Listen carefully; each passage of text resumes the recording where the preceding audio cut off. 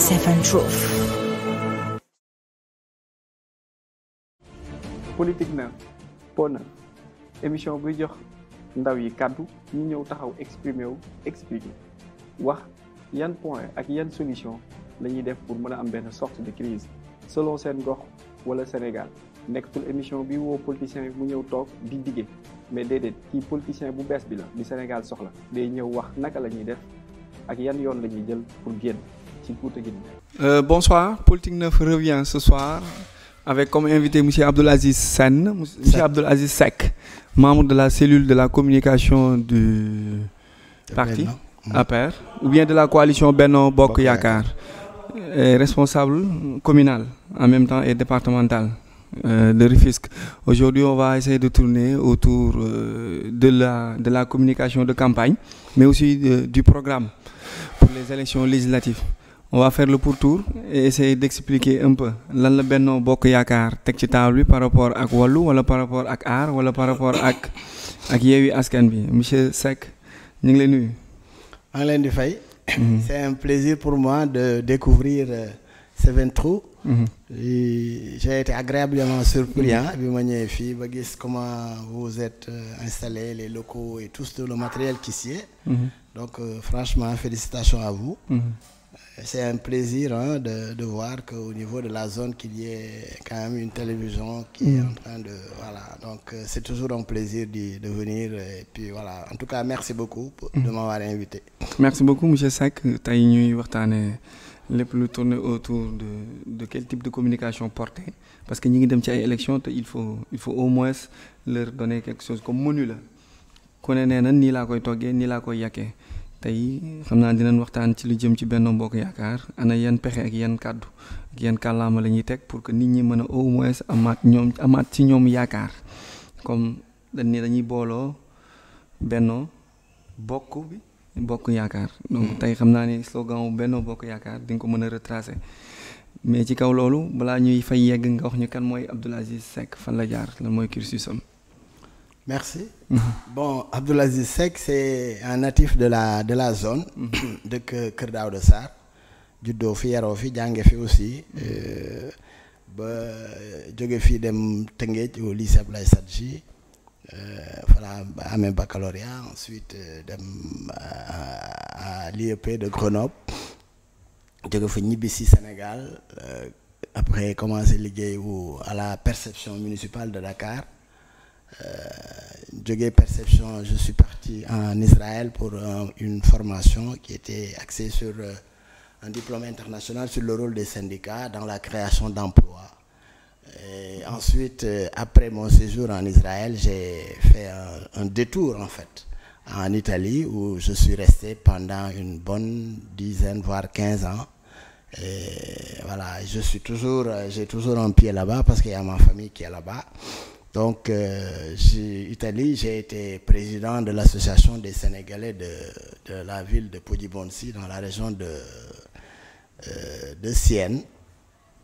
Et je me rappelle en 2009, quand le président Macky Sall était venu en Italie, plus précisément dans cette ville, Podibonsi, je faisais partie en fait de la délégation qui l'accueillait en fait en tant que président de l'association des Sénégalais. Et nous l'avions reçu à l'époque en 2009. Et voilà, moi à l'époque, on militait à Réumi, où j'étais porte-parole. Et après 2012, quand le président Macky Sall est arrivé au pouvoir en 2012, en tout cas quand il a gagné quand il est allé au premier tour avec l'ancien président Abdoulaye Wade, nous en Italie, en tout cas, on s'est retrouvés dans Benno Bokk Yakaar et nous avons gagné les élections avec lui.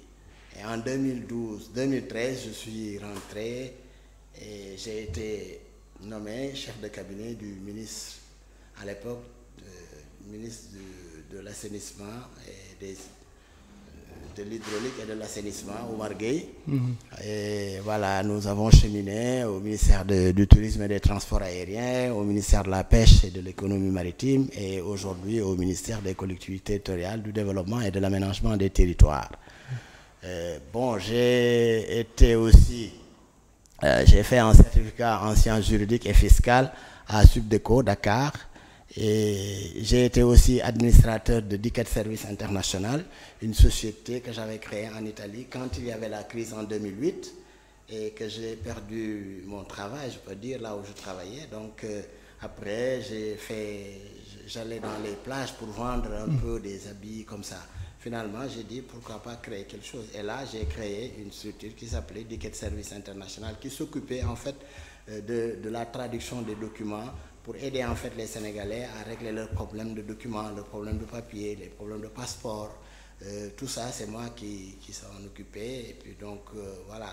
Et par la suite, j'ai créé une autre société qui s'appelait Omega Afari Group, avant d'intégrer le cabinet du ministre en 2013. Et jusqu'à aujourd'hui, je suis responsable au niveau de mon village, Keur Daouda Sarr, et responsable politique au niveau de la commune de Sangalkam, et responsable APR, département de Rufisque, membre de la cellule communication Benno Bokk Yakaar et membre de la convergence des cadres républicains de l'Alliance pour la République. De manière ramassée, quoi. Joli parcours, on peut dire. Merci. Un vrai Italien à l'époque, donc c'était un modou, hein. Ben voilà, j'ai été un modou, comme on dit, hein. Qui s'est débrouillé pas mal. Ouais, pas mal. Je parle l'italien aussi, hein, comme je parle le français, je parle l'italien aussi. Machallah. Donc, comme disent les Italiens, tout ira bien. Andrà tutto bene. Andrà tutto bene. Moltissimo. Ciao. Donc, on revient sur le sujet avec un joli parcours. Bravo aussi, et ça motive, ça donne encore de l'envie aux plus jeunes. Tout à fait. De s'efforcer encore davantage, parce que peut-être il y a une étiquette bu ñuy taf ci Benno Bokk Yakaar, on dit que bon, c'est un regroupement d'amis qui se sont partagés un peu les tâches du pays, et que parfois même il y a des gens qui ne méritent pas leur poste et que dañ fi ñëw noonu donn ko. Comme ça, c'est une émission qui donne la parole aux Sénégalais de demain. C'est ça. Pas les Sénégalais actuels, quoi. Ñi am 70 ans ou 50 ans, mais les Sénégalais de demain ñi nga xamante ni war nañ bokk ci ñi xeex pour réew mi am benn taxawaay. Mais aussi c'est une émission à qui on donne aussi la parole pour que ku ñëw nga mën a exprimer wu sur des propositions de sortie de crise. C'est ça. Pas venir dire automatiquement et sortir, mais dire comment faire pour s'en sortir et comment faire pour régler les problèmes. nga nekk ci benn axe bu central, muy la communication, muy axe bu relier toute chose dans toute organisation aussi, et que mooy lu nga xamante ni ça demande de la diplomatie et du respect du cran, mais aussi ak benn taxawaay. Tey ana bonne communication la Benno Bokk Yakaar ca Dekki Ngor yoroon. Est-ce que en passant par PSE ba fii ñu yegg si tey, est-ce que c'est le même type de communication? Parce que boobu Sénégalais yi amoon nañ yaakaar trop ci Dekki Ngor. Tout à fait. En fait, c'est vrai que tey Benno Bokk Yakaar am na un parcours quand même bu nga xam ne c'est lié au président de la République, le président de l'Alliance pour la République, en l'occurrence son Excellence Monsieur Macky Sall. En fait, président Macky, bon, je vais pas peut-être venir sur les aspects pourquoi il a quitté le PDS et tout ça, moi je vais pas commencer, mais après il a su créer APR, Alliance pour la République. Et là, il était entouré d'un groupe de personnes qui croyaient en lui d'abord, et qui croyaient aussi à la philosophie en fait de ce nouveau parti qui venait de naître. Et que souvent j'ai l'habitude de dire que l'APR c'est un parti bi nga xam ne dafa juddu tey jóg raam dox daw. En fait, il a brûlé beaucoup d'étapes, comme on dit, accès au pouvoir.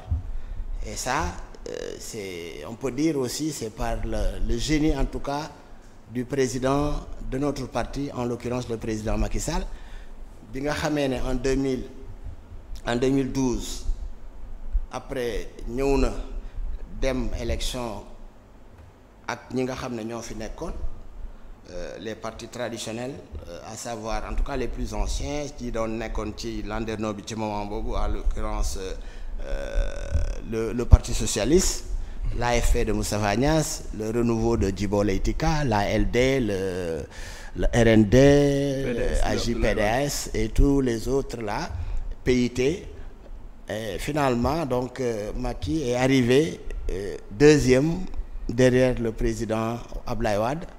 Et au second tour, il a été accompagné par l'ensemble de ces candidats qui ñi nga xam ne demoon nañ pour en tout cas pour xeex pour nekk président, mais finalement comme Macky moo jiitu woon ci kaw ñoom ñëpp ils étaient venus ak ñoom Idrissa Seck, tout le monde le Rewmi pour jàppale ko soutenir que ba mu gagné le second tour bi nga xam ne nekk nag le président de la République du Sénégal. Et moi je crois que ci fànn boobu Macky bi mu ñëwee il a parcouru au moment où nit ñi, parce que vous vous rappelez avec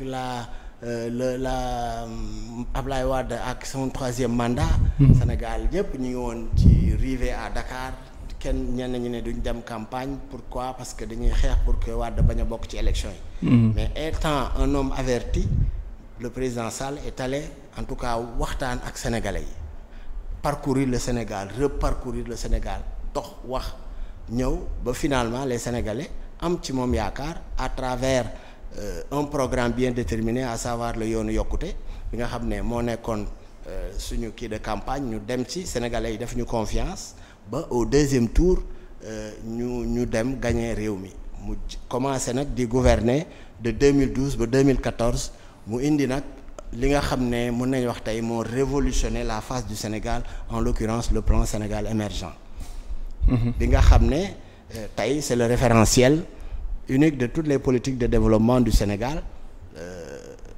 Bu ñu xoolee PSE boobu tey mën nañu wax ne réew mi en tout cas ku xool xarkanamu Sénégal xam ne c'est à travers le plan Sénégal émergent tey mu ngi dem fu sori. te loolu yëpp li ko waral mooy une bonne vision bi nga xam ne mooy le président de la République am na ko, parce que réew aussi boo ko bëggee jiite au-delà des convictions des uns et des autres, il faut aussi ki nga xam ne moo war a déterminer la politique de la nation, nga xam ne lépp si moom il faut que mu am une vision.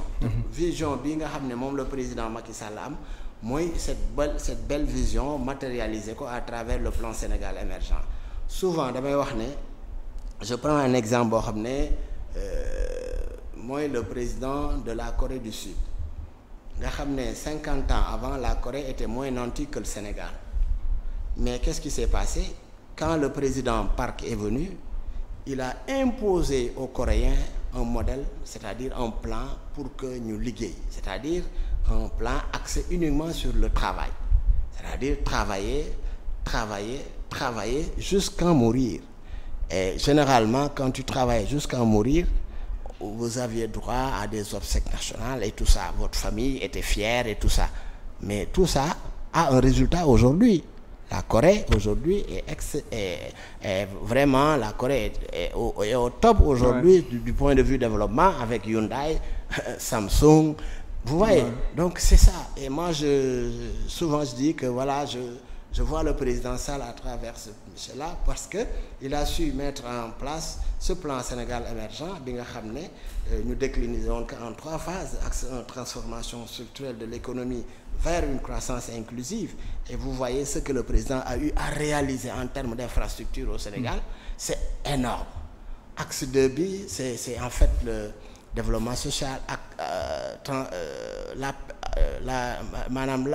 comment dirais-je, côté aspect social bi. Non, je veux dire le capital humain d'abord, et l'action sociale et le développement durable. Et moi je crois que il a beaucoup fait dans cet axe-là. Et maintenant sur l'axe 3, la paix, la sécurité et la bonne gouvernance aussi, nous avons fait beaucoup de choses. D'ailleurs, une œuvre humaine n'étant pas parfaite, à un moment donné, par rapport toujours au PSE, dans le PAP 1, programme d'action prioritaire, nous avons eu le PAP 2A qui est venu, programme d'action prioritaire 2, programme accéléré et ajusté. C'est-à-dire tout ça pour permettre au Sénégal, en tout cas, de décoller. Et moi, je crois que si dans ce cadre précis, le président Macky Sall a beaucoup réussi, en tout cas si Sénégal, par rapport ak le développement bi nga xam ne moom la Sénégal war a am tey D'ailleurs, la preuve, vous voyez nos adversaires aujourd'hui, quand ils critiquent le président Macky Sall, ils le critiquent à travers des je ne sais quoi, à travers peut-être, ils nous parlent de fichier électoral, ils nous parlent le fichier n'est pas ceci, le fichier n'est pas cela, ils invoquent des problèmes, des phénomènes de société. Mais en ce qui concerne le bilan du président, là, ils évitent d'en parler parce que nous avons un bilan excessivement élogieux. Quelles que soient les difficultés, yu nga xam ne population yi ñu ngi koy am parce que loolu li koy waral il faut ñu bàyyi xel ne à un moment donné de l'histoire du Sénégal, du monde entier, il y a eu ce qu'on appelle la Covid-19. Et quand la Covid est venue, en ce moment le Sénégal était en tout cas par rapport à la croissance, un taux de croissance de 7%. Alors que vous voyez ce qui s'est passé après, parce qu'avec la Covid, il a non seulement désaxé toute notre économie, pas au Sénégal mais en Afrique et dans le monde. Mais loolu dafa indi ay jafe-jafe, mais vous avez vu aussi que le président de la République avait pris à bras le corps ce phénomène en impliquant l'ensemble des fils et l'ensemble des couches sociales du Sénégal, que ce soit les couches maraboutiques, l'opposition, la société civile, tout le monde, pour que ñu def un cordon derrière lui pour vraiment barrer cet ennemi invisible qu'est le coronavirus et qui a fait des ravages un peu partout dans le monde. Il y en a qui disaient même que quand la pandémie arriverait en Afrique, ce sera la catastrophe, l'hécatombe partout. Mais vous voyez qu'on a pu contenir ça. Pourquoi? Parce que nous avions un président de la République qui avait une bonne vision et qui avait un programme, en tout cas sur le plan sanitaire, qui est visible, traduit en acte par son ministre de la Santé de l'époque, Abdoulaye Diouf Sarr, qui, je rappelle, a fait un excellent travail par rapport à la gestion de la Covid-19, celui qui nous a valu d'être deuxième dans le monde et premier en Afrique. Pour voir que nous avons très bien géré la Covid-19, malgré les problèmes, avec un plan de résilience économique vraiment apprécié de par tout le monde. Donc aujourd'hui, quoi qu'on puisse dire, on peut dire que le Sénégal est en tout cas sur les rampes de l'émergence. Ok, le Sénégal est sur les rampes de l'émergence selon un maître, un monsieur de la communication, mais aussi de la cellule de communication de Benno Bokk Yakaar. Si auparavant le Sénégal quittait un niveau A pour aller à un niveau B, quels seraient les baromètres ou les indices yi war a tax ñu ni le président a un bilan élogieux? Par exemple, tey boo xoolee dañ naan il a continué ou bien il a presque continué ce que Wade avait commencé. Oui. Est-ce que réellement il a mis quelque chose lu war a tax ñu ni réellement son plan Sénégal émergent est visible, on peut toucher ça? Absolument. Vous voyez, d'abord, si nous prenons le cas de l'énergie, vous voyez qu'en 2012, avant l'arrivée du président Sall, le Sénégal avait confronté des problèmes d'électricité, des coupures de courant à n'en plus finir. À ce moment-là, vous ici, quand vous faisiez vos émissions, vous étiez obligé de chercher un groupe quelque part parce que vous vous dites que dans 5, 10, 15, 30 minutes, on ne sait pas, là, le courant va partir. Ouais. Et moi, je crois que ça, le président de la République l'a réglé quand il est venu en 2012. Et jusqu'à aujourd'hui, on avait trouvé, en fait, le Sénégal, du point de vue énergie, à 600 mégawatts. Mais nous sommes arrivés à porter ça à 700 mégawatts. Mais aujourd'hui, nous sommes à 1600 mégawatts. Ça veut dire que nous avons non seulement travaillé pour régler ce problème de manière définitive, mais nous avons aussi travaillé pour que le courant soit suffisant au Sénégal et que généralement, quand il y a des coupures, c'est uniquement dans le cadre, par exemple, des pannes techniques comme ça, mais le courant existe bel et bien. Et nous avons eu ce qu'on appelle la révolution solaire avec les centrales de Malicounda, la centrale de Bokhol. C'est-à-dire, nous avons un président de la République, comme je l'ai dit, qui a une vision pour le Sénégal et qui, généralement, aussi, a une fibre non seulement patriotique, mais c'est-à-dire qui travaille beaucoup sur l'équité territoriale. Et vous voyez, par rapport même à la territorialisation des politiques publiques, vous avez vu tout ce qu'on est en train de réaliser dans ce pays à travers des programmes additionnels au-delà du programme du PSE. Vous voyez ce que nous avons vu sur des programmes comme le Puma au niveau des axes frontaliers. Vous avez vu ce que nous avons vu sur le PUDC dans les zones où il y avait c'était difficile d'accès. On a désenclavé. où il y en a qui avaient même des difficultés pour aller en fait dans des hôpitaux et tout ça. C'était le calvaire avant d'en arriver là. Et aujourd'hui, on a pu désenclaver toutes ces zones-là à travers le PIDC. Et aujourd'hui, il y a ce qu'on appelle Promoville aussi qui a fait des... Et moi, je crois que quand quelqu'un vient à Sangalkam, vous voyez les résultats de Promoville.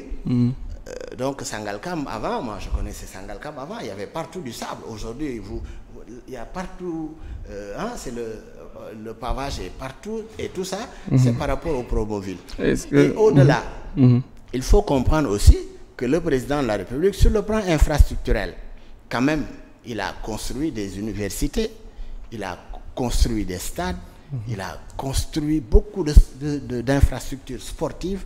D'ailleurs, parce qu'un pays, c'est-à-dire le Sénégal est un petit pays du point de vue démographique, mais c'est un grand pays, le Sénégal. Et aujourd'hui, vous voyez, nous sommes en train de réaliser de belles choses, en tout cas, un Sénégal qui gagne. En tout cas, avec l'avènement du président Sall, on est allé, on est champion d'Afrique, on est qualifié pour la Coupe du Monde. Donc, vous voyez, nous avons un président de la République, et aujourd'hui, Sadio Mané, Ballon d'Or. Donc ensuite, meilleur entraîneur, meilleur joueur, nous en avons raflé des trophées. Et tout ça, c'est sous la gouvernance du président Sall. Donc, ça veut dire que nous avons en tout cas un président de la République, en tout cas, digne réuni. Donc, Baraka, Amnan Baraka, peut-être que... Absolument. Peut-être que et il rayonne aussi sur le plan de la diplomatie. Aussi, nous avons un président de la République qui est en train aussi de rayonner sur le plan mondial. D'ailleurs, actuellement, en tant que président de l'Union africaine, il est en train aussi de plaider la cause de l'Afrique. Et vous voyez, quand vous voyez le président de la République aller en Ukraine, rencontrer son homologue Poutine pour plaider la cause de l'Afrique par rapport à beaucoup de choses, c'est dommage que nous avons une opposition qui ne comprenne pas en fait les enjeux du moment. Ils disent, oui, le président est allé commander. Commander quoi? Mais le monde est un village planétaire. Nous avons besoin de l'Europe comme l'Europe a besoin de nous. Et nous avons besoin d'aller... Et le président, quand il plaidait pour tout le monde. Et la preuve, vous voyez que les choses commencent à bouger et que, bon, voilà. Maintenant, moi, je crois que c'est dans ce sens-là qu'il faut regarder et le pousser à aller de l'avant pour qu'au moins le Sénégal, à l'horizon 2035, soit un pays émergent. Et ça, il va falloir qu'il y ait ce cordon de solidarité derrière lui pour qu'on puisse aller au-delà de ces objectifs finaux. Donc, si nous voyons le retracement de tous ces présidents qu'on a eu à voir au Sénégal, par exemple, en premier, on a eu un Senghor qui a hérité une nation nouvelle, neuve, très petite, qui vient de naître. Et que lui, par sa grandeur, on peut dire, il a tout fait pour essayer de mettre en place un État avec toute une institution, toute une administration, voilà, gendarmerie, police, armée, tout est ordonné selon lui. Certains disent que bon, il n'a pas beaucoup fait parce qu'il était là à trop écrire, à trop parloter. Alors que moi, j'ai dit qu'il a beaucoup fait même parce que là où Oufouet, Boigné ou autres ont échoué, parce que j'ai dit peut-être en économie la Côte d'Ivoire s'est relevée un peu, mais en termes de sociabilité, le Sénégal l'est dépassé largement. 20 ans après, on a eu un Diouf malheureusement qui a été victime de sécheresse, de plans d'ajustement structurel 2 fois, de grèves, d'années blanches, des émeutes, mais aussi de dévaluation du franc CFA. Et malgré tout, la population mangeait, buvait, dormait et percevait leur salaire. Donc lui aussi, il a un bilan et il faut le féliciter sur ça parce que d'autres ont échoué là où Diouf a réussi. Un Wade qui a ouvert les yeux de tous les Sénégalais pour leur montrer que nous venons dans l'ère nouvelle. Donc il faut montrer aux Sénégalais que maintenant le foncier compte, les infrastructures sont là, la richesse est là et l'audace en plus parce que Wade en termes de diplomatie, en termes de grandeur, en termes de personnalité, je me dis que Wade a beaucoup fait pour le Sénégal, beaucoup plus que Macky, beaucoup plus que Diouf, beaucoup plus que Senghor. Bien vrai qu'il a osé taper sur la table dans les conférences de FAO, ONU et autres. Il a mis en place un EHPAD pour faire bouger les choses. Donc un Macky aussi qui a été ministre de l'Intérieur, Premier ministre, président de l'Assemblée nationale, directeur de campagne. Mais est-ce qu'on a le droit de le remercier? Entre guillemets, pourquoi j'ai dit ça? Pourquoi j'ai dit que est-ce qu'on a le droit de remercier un Macky Sall? Est-ce qu'on a le droit de dire à Macky Sall félicitations? Non, pour moi, on a le droit de lui dire nos encouragements. Vas-y, parce que ce qu'il est en train de faire, il pouvait faire son triple même. Parce qu'il a hérité une nation, d'abord, qui n'a pas eu trop de problèmes. Un pays qui était, malgré ses problèmes de 2010, 2011, 2012, un pays qui était stable, un pays qui a toujours été stable, d'où il y a la cohésion sociale et autres. Un pays où Wade, un ancien président, lui avait montré toutes les grandes lignes et tous les grands axes pour au moins peser et mettre quelque chose sur la table. Donc, si, M. Seck, vous êtes de la communication, de la cellule de la communication, avec toute cette communication que vous développez, toute cette bonne communication que vous développez autour de la politique de Macky Sall, qu'est-ce qui reste? Pourquoi les Sénégalais n'arrivent toujours pas à entendre cela que vous venez de dire? Le problème se trouve où? Dans sa communication, la manière de faire montrer les choses. Oui, ce que Sonko a fait à la RTS pour lui dire que tu montres une partie et que tu ne montres pas l'autre partie, ou les personnes qui portent la communication du président Macky Sall ne représentent réellement pas le niveau de cette communication, ou Macky Sall, d'une part, réussit son bilan, parce que ça aussi, il faut l'accepter, il a fait un bilan, il a un bilan.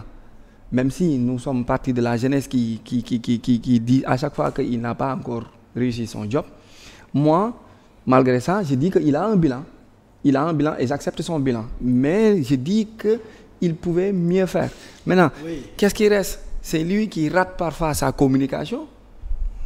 Parce que quand il vient, parfois dans les télés, Macky day faral di wax lu mu deful wala lu mu defoon wala lu mu waxoon mu ñëw mu weddi mooy kàddoom day waral souvent ak ay jëfam ci mën nañ ko jàpp ci benn ñaar yoon ñetti yoon. Donc bu melee noonu wala muy dem di recevoir ay saagakat, muy def tournée internationale di recevoir des insulteurs, des personnes yi nga xamante ni c'est pas des personnes yu ñu war a modérer, yu ñu war a montrer, di recevoir un Djibril qui a fui avec des PV. Est-ce que loolu du tax bu Macky Sall defee lu baax sax dina président bi daal moom laisse tomber quoi. En fait, vous savez, vous avez développé de Senghor à Macky Sall. C'est vrai que le président Senghor, il a eu quand même à mettre une nation, à bâtir vraiment une nation, avec qui a beaucoup aimé aussi se baser aussi sur le plan culturel. Et ça nous a valu aussi beaucoup de réussite. Et quand Senghor est parti, il nous a laissé Abdou Diouf. Et Diouf, quand il est venu, effectivement, il a trouvé, comme vous dites, le problème de l'ajustement structurel. Il a trouvé pas mal de problèmes qui ont plombé en fait son ascension, en tout cas sur le plan économique.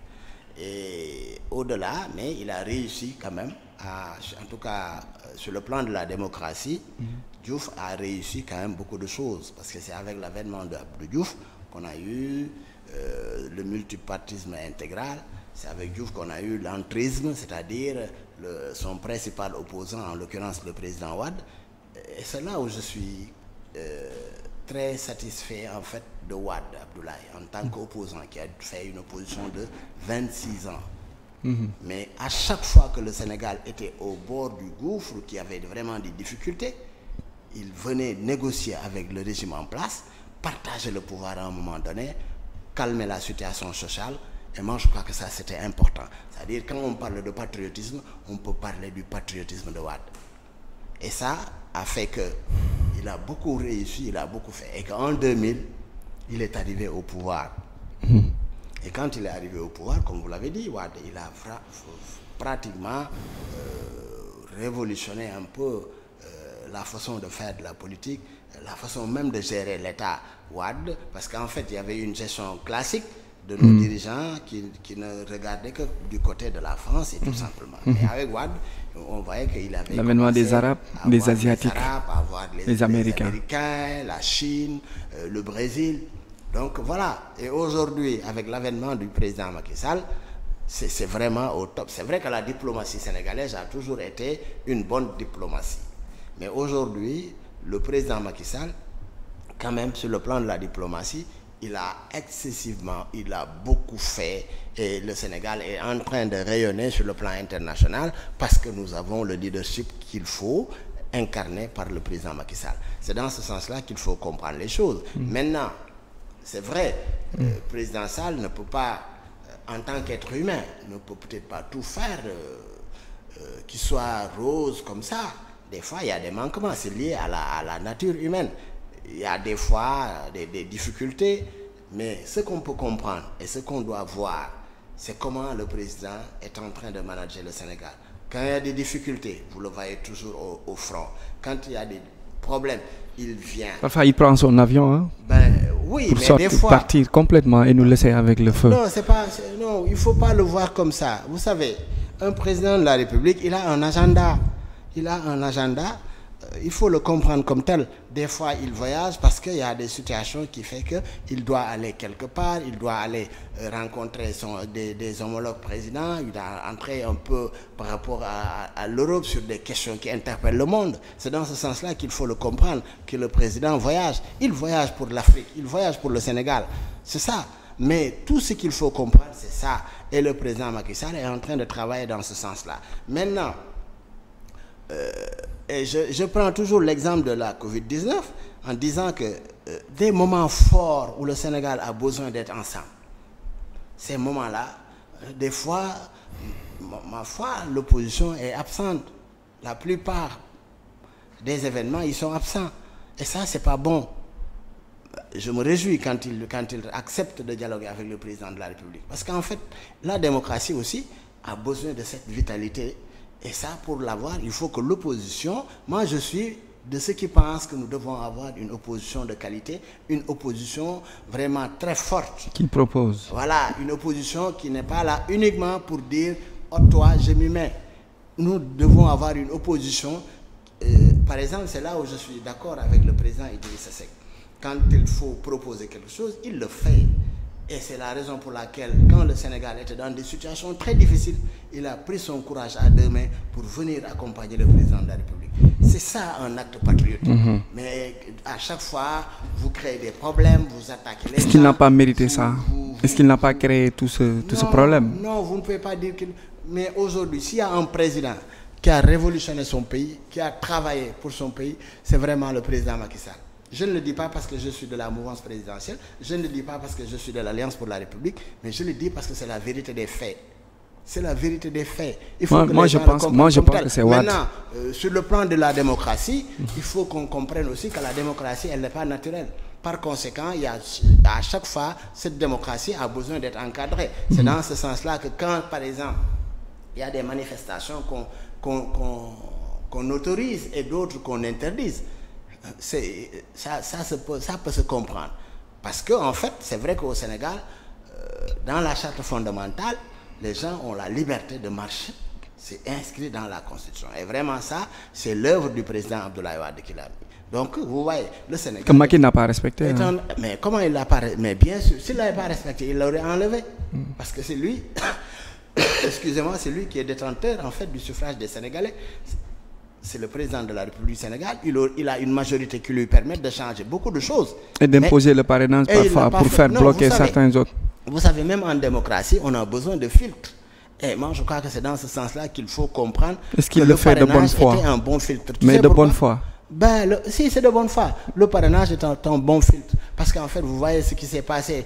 Je ne parle pas des locales passées, mais les autres, là, il y avait un pléthore de partis. Mais beaucoup de listes ont été créées. Oui, ont été créées par la mouvance présidentielle aussi. Non, vous savez, la mouvance présidentielle a bon dos. Tout ce qui n'est pas normal, on l'accuse, on dit que c'est lui. Mais généralement, ce n'est pas ça. Mais aujourd'hui, avec ce filtre-là, on a vu que, d'ailleurs, lors de la présidentielle de 2019, quand il y a eu ce parrainage-là, nous avons vu que nous avions 5 candidats. Et à la fin, qu'est-ce que disaient les Sénégalais? Non, finalement, vraiment, c'était mieux, parce que là, nous avons une visibilité de choix. Les gens pouvaient choisir, parce qu'il y avait 5 candidats, parmi ces 5 candidats-là, et les Sénégalais savent voter, comme je dis. C'est dans le sens qu'ils ont catégorisé leur vote en donnant au président Macky Sall, en disant, non, Macky, quand même, on lui fait confiance, on va lui donner un second mandat parce qu'il a vraiment bien travaillé. Et ce qui nous met, c'est pourquoi on l'a a élu au premier tour. Ensuite, on a amené Idrissa Seck, qui était vraiment sur la bonne voie.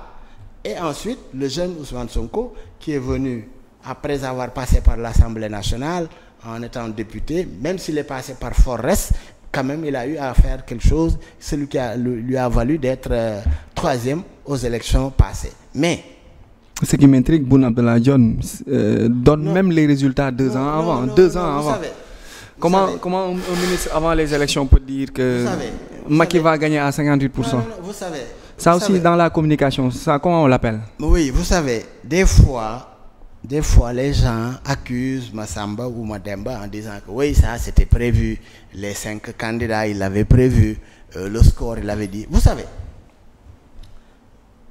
un État aussi, des fois, il a des mécanismes de contrôle qui lui permettent de jauger en fait la température pour savoir en fait dans quel état d'esprit est la population du Sénégal. Et c'est dans ce sens-là qu'il savait et tout ce que nous avions fait et nous avions réussi, que nous allions gagner ces élections-là au premier tour, que ce soit à 58, 60%, c'était ça. Et vous êtes pour le 3e mandat? Bon, vous savez, moi je dis que le président de la République a été élu, et dans ce cas précis, les gens parlaient de 3e mandat.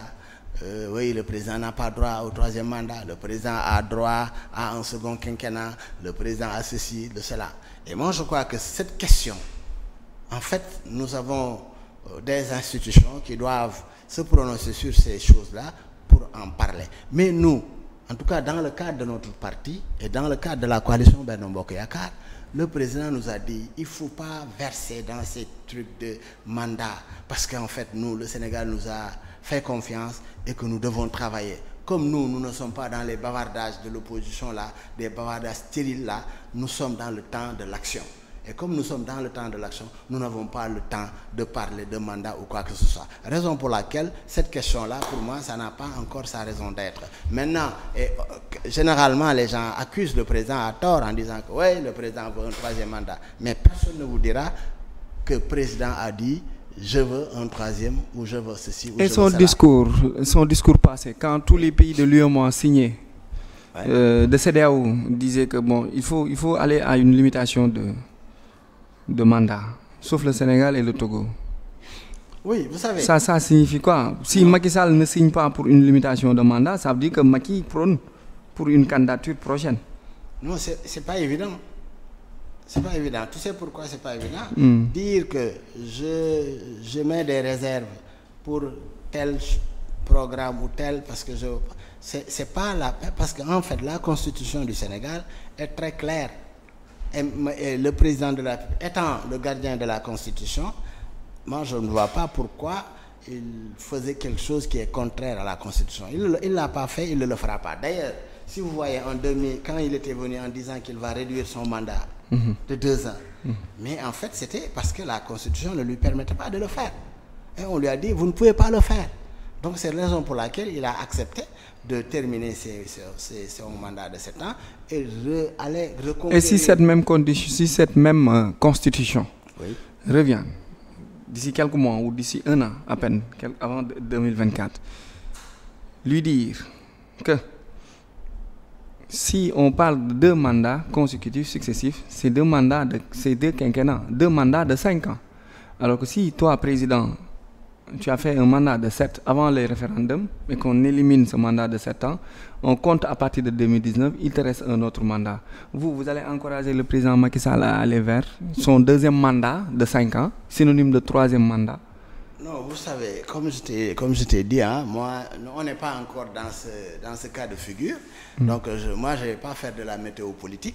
Donc, parce que les Ismaël Madior sont encore là. Ben oui, ils peuvent tailler, retailler et dire que la Constitution a dit 2 mandats de 5 ans. Qui parle, tu sais, le problème du Sénégal, c'est quoi? En fait, c'est ce qui parle. C'est eux qui doivent se taire. Et ceux qui doivent parler, généralement, c'est eux qui se taisent. Ouais. Il faut que les gens... Et c'est malheureux aussi. Et ça c'est un problème. Tout le monde parle. Ouais. C'est-à-dire, au Sénégal, vous êtes d'accord avec moi, quand le Sénégal joue, tout le monde est entraîneur. Ouais. À la maison, ouais. non, il ne devait pas mettre celui-là.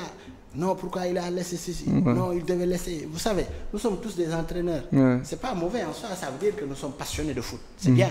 Mais aujourd'hui, il faut que les gens comprennent que nous sommes dans un état de droit et que nous avons un président de la République qui a été élu par les Sénégalais, qui est en train de faire son mandat tranquillement. Laissons-le travailler et qu'en 2024, les Sénégalais sont libres maintenant après de faire leur choix. Et c'est ça le Donc, plus important. on se rend rendez-vous. Mais quand il y a problème de mandat, moi franchement, en tout cas, comme je te l'ai dit tout à l'heure, en tant que militant discipliné de l'Alliance pour la République et de la coalition Benno Bokk Yakaar, je me tiendrai à ce que dit le président. N'en parlons pas.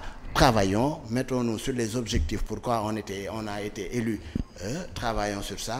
Moi, je pense que la question ne devrait pas être n'en parlons pas, mais plutôt je le ferai pas. Point. Mais bon, on n'est pas encore arrivé à là. Il a donné les motivations pour lesquelles, s'il le dit, moi je crois qu'il a toujours parlé, le président, dans ce sens-là. Si. Mais il a toujours il dit ce qu'il... des réserves. Quand il parle, il faut... Vous savez... Parfois, décoder la communication, c'est très difficile. Il faut que les gens comprennent qu'un État aussi, c'est du sérieux. On ne gère pas un État comme ça. Le président de la République, il a le Sénégal sur ses épaules. Il va falloir que les gens le comprennent comme tel. Et que les décisions qu'il prend, généralement, il les prend mûrement réfléchies pour l'intérêt supérieur de la nation. Et le débat, Mimi Sonko, tu dis quoi? Tu es partant? Vous savez... Un débat ouvert, public. Je ne vois même pas la pertinence de ce débat. Pourquoi? Parce que, en fait, Ousmane Sonko n'est pas candidat. Et là, on parle de candidature. C'est-à-dire Mimi, qui est la candidate de la coalition Benno Bokk Yakaar. Barthélémy Diaz? Non, Barthélémy Diaz n'est pas le président de la coalition. C'est-à-dire n'est pas le titre. En fait, diriger la liste nationale, c'est pas lui. Tu sais le je sais quoi, mais Pastef et la coalition Yewwi Askan Wi, ils ont quelqu'un, c'est celui qui est sur la liste des suppléants. C'est Michel-là, pourquoi il ne le sort pas? Moi, je pense qu'une équipe, on peut déléguer n'importe qui pour aller débattre avec nous. Déléguer, d'accord. Mais vous savez, et moi je crois que Ousmane Sonko, et vous devez même plaider ça à votre niveau, la presse. Ousmane Sonko, vous ne l'interrogez, vous ne faites jamais avec lui de conférence de presse où il est là. Vous écoute, vous posez toutes les questions que vous voulez, il répond non. Il vient toujours, il est là, point de presse. Il parle, il vous donne son document, il s'en va. C'est toujours ce qu'il fait. Non, mais parfois dans les plateaux de 31 décembre avec les Pape Alé Niang et autres, ça, il l'a fait. On comprend comment ça fonctionne. Il l'a fait. Oui, les plateaux où on Mimi. Là, on te déroule. Voilà. En tout cas, nous, Sénégalais, on voit très bien ces plateaux. Mimi Sonko. Quand vous parlez de plateau, il était à 2STV généralement avec Pape Alé Niang. Et vous voyez la position de Pape Alé Niang aujourd'hui. C'est-à-dire, donc, ce sont ces gens-là, bon, nous, on comprend. Mais le plus important, c'est pas ça. Aujourd'hui, nous avons Mimi Touré, qui est la tête de liste de la coalition Benno Bokk Yakaar, une femme de valeur, dynamique, et qui est en train vraiment de faire un excellent travail. Et puis sur le plan de la communication. Mais moi, je ne fais que peut-être répéter ce qu'elle a dit, qu'elle elle est prête à communiquer, à un débat, tout ça. Mais pourvu que celui qui doit débattre avec lui, quand même règle ces problèmes d'antécédents qu'il a d'abord. Et quand c'est ça. Parce qu'en fait, il y a des problèmes qui sont là, que Ousmane doit régler d'abord. Et généralement, moi... Non, les questions de l'heure, Mimi Touré peut débattre avec Ousmane Sonko sur les questions de loi, de projet de loi, de proposition de loi. Les questions vont tourner autour de l'Assemblée nationale. Des questions de législature, point. Après, si le débat termine, Sonko peut régler son problème avec Adji Sarr là-bas, Mimi peut régler son problème avec, je ne sais pas, Omar Sarr là-bas, n'importe quoi. Mais après que... Mais qui vous a dit que Mimi a un problème avec Omar Sarr? Non, j'ai dit de n'importe quoi. Donc, on peut organiser ce débat. Ça ne coûte rien, nous, Sénégalais. Ça va nous aider beaucoup plus à cultiver notre curiosité, à savoir réellement ce que ça donne. Si Mimi, Dame, Sonko... Mais qu'est-ce que ça va faire? Ça va faire du bien à la coalition. Et Mimi a les moyens pour lui tenir c'est pas un problème de débat. En fait, c'est la forme qui n'est pas... C'est la forme. Et puis, vous voyez, Mimi, moi, je suis tout à fait confiant. Oui, tout le monde, même moi qui n'ai pas dans Benno, moi, je suis très confiant de Mimi. Devant Ousmane Sonko, Il n'y a même pas photo sur le... En tout cas, du point de vue communication, et dire les choses telles qu'elles sont, Mimi est beaucoup plus pointu. Peut-être mûr, mature. Beaucoup plus mûr, mature, tout ça. Mais il y a débat. Il y a niveau. Il y a le niveau. Et ça, ce débat devrait se faire. Bon, mais en tout cas, moi, ce que je veux dire par là... On n'est pas... Le problème, c'est à ce niveau-là. Il faut que d'abord Ousmane règle ses problèmes. Et lui, il n'est pas le candidat de la coalition Yewwi Askan Wi que je sache, parce qu'il n'est pas investi. Il a été investi sur une liste qui n'est pas passée. Parce que, et ça encore une fois, pourquoi vous ne touchez pas du doigt à ce que disait Ousmane Sonko? C'est lui qui a dit devant les Sénégalais, ne parlez pas de Benno Bokk Yakaar, ne parlez pas de Macky Sall. C'est nous qui avons fauté pour nos listes. Nous avons fauté, on doit payer. C'est comme ça, c'est terminé. C'est lui qui l'a dit. Et aujourd'hui, ils viennent nous parler de, oui, parce que ces listes, Macky Sall veut nous éliminer parce que c'est pourquoi il n'a pas voulu qu'on soit candidat. Il faut être sérieux. C'est-à-dire, quand tu veux gérer les destinées de ce pays, moi je crois qu'il y a un discours qu'il faut avoir. Et généralement, les discours de Ousmane Sonko, mais c'est des discours va-t-en-guerre. Ousmane qui dit... Abdoulaye Wade l'était avec Diouf. Hein? Oui, mais attends. Mais chaque président mérite son opposant. Mais vous savez, les choses ont évolué. Aujourd'hui, il y a une très grande différence. L'époque de Wade, de Senghor. Vous voyez, à un moment donné, du temps de Cheikh Anta Diop, aujourd'hui, les gens regrettent Mamadou Dia, tout ça. Il y a eu beaucoup de problèmes qui se sont passés. Ouais. Ensuite, Wade est venu. Abdou Diouf, ensuite Wade, aujourd'hui Macky. Les choses ont évolué. Aujourd'hui, il y a beaucoup de choses il y a beaucoup de choses que nous avons dépassées. Mais aujourd'hui, au Sénégal, quand tu veux vraiment gérer ce pays-là, il va falloir avoir un discours responsable. Et moi, quand j'entends Ousmane Sonko qui dit à la jeunesse, si demain on organise une conférence de presse ici ou une marche et que vous allez dans les maisons des responsables, vous allez trouver des millions ou des milliards là-bas. Qu'est-ce que disait la jeunesse? Ndigal lañuy xaar, ndigal. Et Ousmane qui dit c'est pas le moment.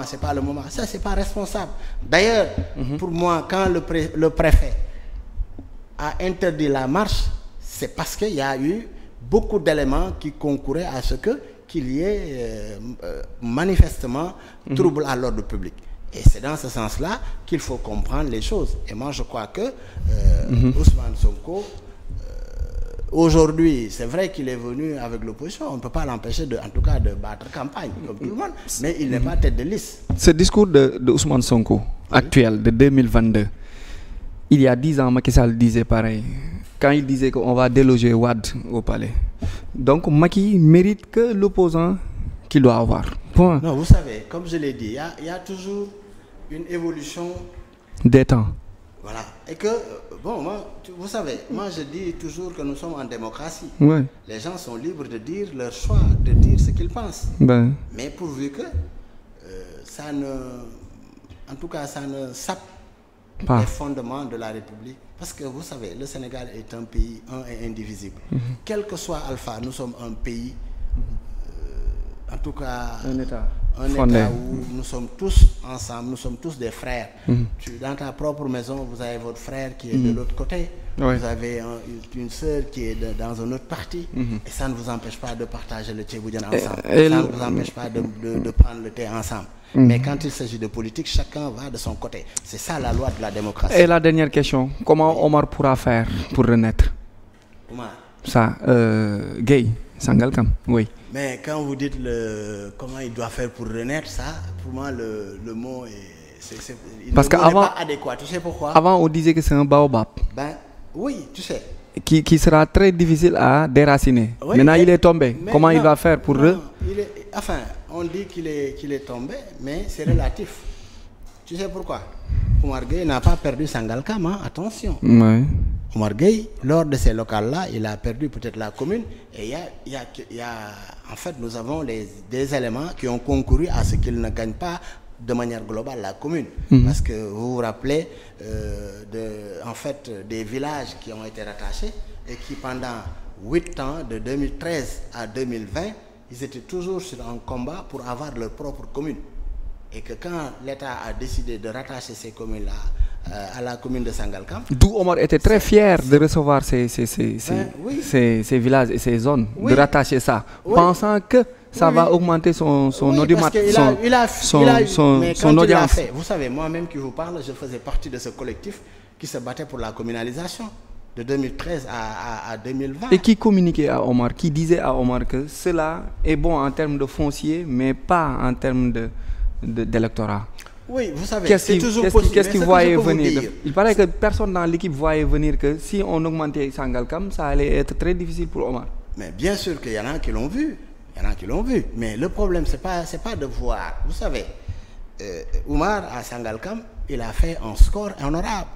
Il a gagné à hauteur de 67% lors de ces élections locales-là. Sangalkam, 67,% Sangalkam. Il a certes perdu. Et la différence...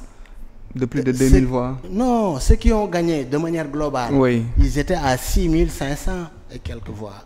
Nous étions à 6050 et quelques voix. Pour dire qu'il y a une différence de quasi 5000 voix. 500 voix. 500 voix. Et que c'est la raison pour laquelle aujourd'hui je me réjouis que notre ami et frère Baragay de Sangalkam est venu rejoindre Oumar Gueye dans la coalition Benno Bokk Yakaar, parce que Bara était, tu sais, avec l'électorat de Bara, on allait non seulement combler ce gap-là, mais gagner la commune, sans compter les autres coalitions. Vous savez. Donc aujourd'hui... Qu'est-ce qui va faire revenir Omar? Voilà, Omar il est déjà là. Bien, Omar il est déjà là. Non, reprendre la place, je veux dire. Ben, la place, il est toujours là. Le maire de Sangalkam. Oui, vous savez, le maire de Sangalkam, nous sommes en démocratie. Il y a quelqu'un d'autre qui a gagné la coalition Yewwi. C'est eux qui gouvernent maintenant la commune de Sangalkam. Il y a le maire, ils sont en train de faire leur travail à leur niveau. Donc nous, du point de vue opposition, nous sommes à l'opposition à Sangalkam. Ouais. Mais je veux dire que Oumar, il est bien là.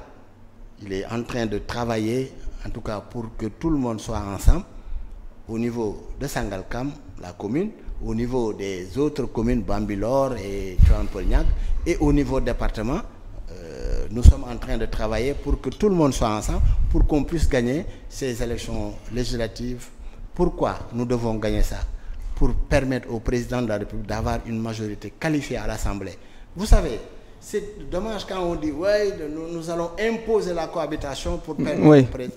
Sur ça, une minute. Imposer une cohabitation, ça ne veut rien dire. Vous savez, d'ailleurs, moi je ne crois pas à ça. Pourquoi? Parce que je sais que l'opposition que nous avons ne peut pas gagner, ne peut pas avoir une majorité qualifiée devant le président et sa mouvance présidentielle. Ouais. Ensuite, même si l'opposition avait la majorité, vous savez, ici nous sommes dans un régime présidentiel, non un régime parlementaire. C'est le président de la République qui détermine la politique de la nation. Ouais. Et que même s'ils avaient une majorité à l'Assemblée, c'est le président qui peut un régime présidentiel fort, continuer à gouverner, quelles que soient les difficultés qu'il peut avoir à l'Assemblée nationale. Les 2 ans qu'il reste. Mais il est toujours là.